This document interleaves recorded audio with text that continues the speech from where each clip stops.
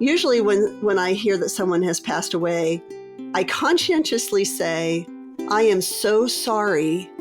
How are you managing? Or do you want to talk about it? That's usually what I try to limit my response to.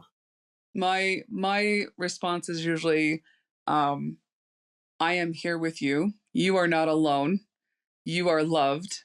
And if you need me to listen or to talk with you, you let me know. Right. And it's difficult because once I talk about suicide, there are times where I was going to get my hair cut, and it was here in town, and I had never met this stylist, and it was just a quick, sports clip cut. Yes, yes. And we got to talking, and she was asking, well, what, are you from around here? And just the Right, normal, right. Just chit natural chat. Yeah, small chit-chat. talk. And it got to like, why did you move here? And I was like, Mm-hmm. well, we recently lost my husband and we decided this was the place we were going to start over. And she was like, oh, okay. And then how did he pass? And then I was like, well, and in that moment, it's like, you're almost tempted. I'm very tempted sometimes to just lie and be like, oh, well, Right, right. let me invent some sort of story that, right. Isn't as specific as suicide. But the thing is I never want to be dishonest about it. Right. And so I basically was like, well, this is what happened. And I don't get graphic either because flashbacks happen if I get too close to any of the details. And I'm still dealing with, right. Vivid it's not good. It's not good for you. It's not good for you. It's very harmful. It's very, very harmful. And so, I'll say something, and then that hairstylist literally just started crying and sobbing and grieving for me.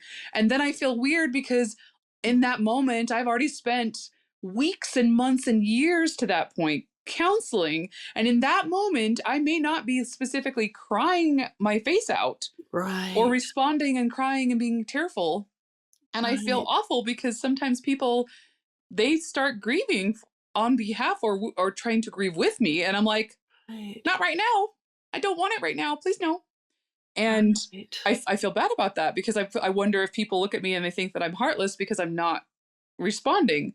At the same time, there's been other times where, I'm trying to reach out to people or I'm interacting with somebody and they might be listening to what I'm saying. And I've needed to talk about, this loss or this grief or what I'm feeling or whatnot. And people will listen to me and they'll get to a certain point where it's like they start to, it's almost like you're living on an island and you've been put on this island. It's not something you went and said, hey, I'm going to take a boat to this island. You literally are just, you crash land after a hurricane on this island and you cannot leave. Each family and each individual is different in how we grieve. But for me, I was so grateful that these tragedies did not divide our family.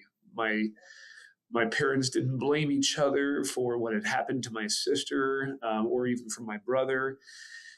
We had tremendous love and support and compassion with each other where we were just there to help each other. And we felt that from others as well, where they also would reach out. They didn't judge. They were kind. They were supportive. I actually just had a patient a couple of years ago who was actually on the EMT. So she beat the EMT. So she was coming down from ski patrol and was an EMT, but she was the first one on the crash site for my older sister. And this is, over 40 years later, and she was asking about my family, how they were doing, because she remembered that experience.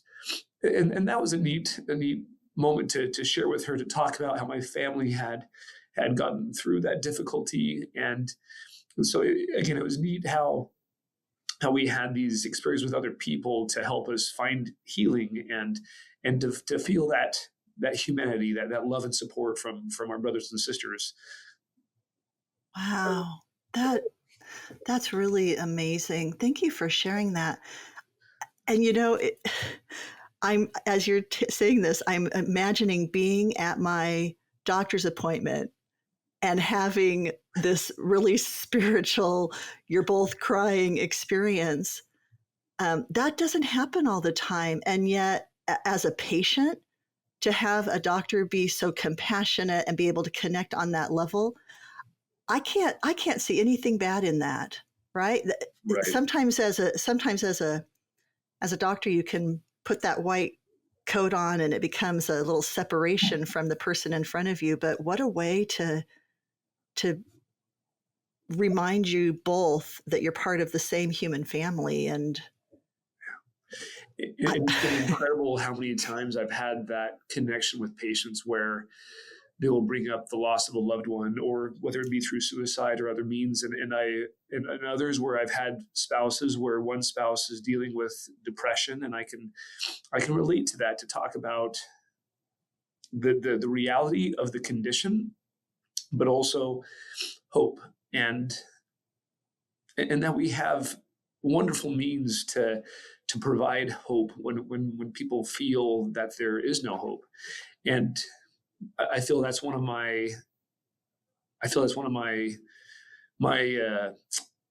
goals in life is to give people hope, because I've been blessed with the knowledge of the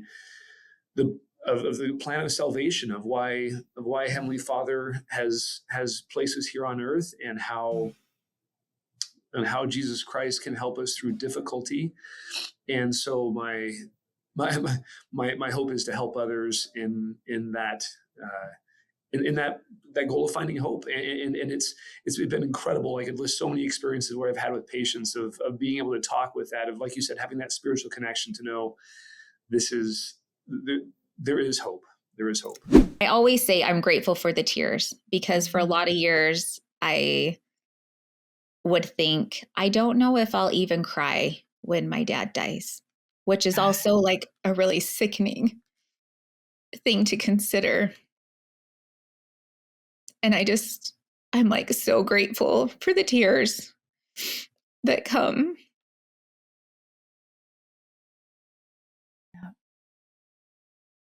Because it's a full recognition of, like you said, the redemption of a relationship, and, something I always longed for. And that he did too, like he loved his kids so much. Right. And I would have so many people after he passed, like so many friends of his, just go on and on and on about how much he would talk about us and how much he loved us and how proud he was of us. And he would always send, cards on holidays and things, and would just praise us, praise me. And I know he did the same to my siblings, and regretfully, I'd sometimes kind of roll my eyes at it, right? He would send me this really sweet, uplifting card, giving nothing but compliments to me, and I would kind of brush it off, Right. But now looking back, I'm able to go, no, he genuinely loved and cared for me. Right. And my kids and my family. And he was so complimentary of Kevin, my husband. Right. One of my amazing, amazing, amazing bosses at the internship that I had, when I told them the day after, I went into work the day after, she said, A, Reese, what are you doing here? You need to go home. B, she said, you don't know it, but your life just changed. And I did not know it, because there was no way that I could comprehend. I was 21. My mom got diagnosed with Alzheimer's. I heard about people getting diagnosed with cancer, maybe, or people losing parents to cancer, but to Alzheimer's. At 21, it didn't even occur to me. You weren't even in the phase of life where your friends are talking about their parents with dementia.